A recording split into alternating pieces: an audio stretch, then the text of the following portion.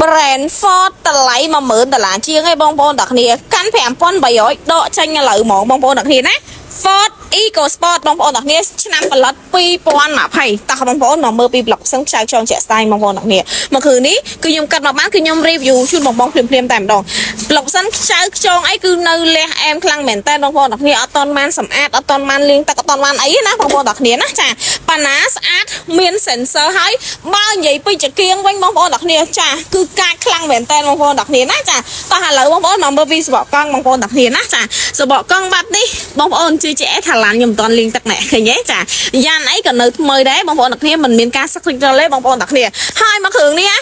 បងប្អូនផ្លូវតិចមែនតើបងប្អូននេះ5-100000រៀលទេបងប្អូនទាំងគ្នាតោះចាមកមើលពីផ្នែកខាងក្នុងបងប្អូនទាំងគ្នាមកចាស់មុនគឺគាត់ប្រើថែខ្លាំងមែនតើណាបងប្អូនទាំងគ្នាសាច់តាប់ឡូចាសាច់ពុកអីគឺចកោតអីគឺនៅថ្មីនៅស្អាតនៅលះខ្លាំងមែនតើបងប្អូនទាំងគ្នាមិនមានការសឹករិចរិលអីទេចាអញ្ចឹងសម្រាប់បងប្អូនដែលគាត់ឆ្លាញ់ពេញចិត្ត Ford EcoSport ចង់បានប្រភេទឡានស្អាតតម្លៃត្រឹម$10000ជាងបានឆ្នាំផលិត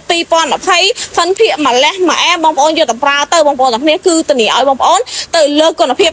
លះតែម្ដងបងប្អូនទាំងគ្នាណាចាហើយធំទលាយដែរតើបងប្អូនទាំងគ្នាផ្នែកខាងក្រោយអែមខ្លាំងណាស់បងប្អូនទាំងគ្នាអញ្ចឹងសម្រាប់បងប្អូនដែលគាត់ឆ្លាញ់ពេញចិត្តខ្ញុំនិយាយចឹង10000ជាងកាន់$5800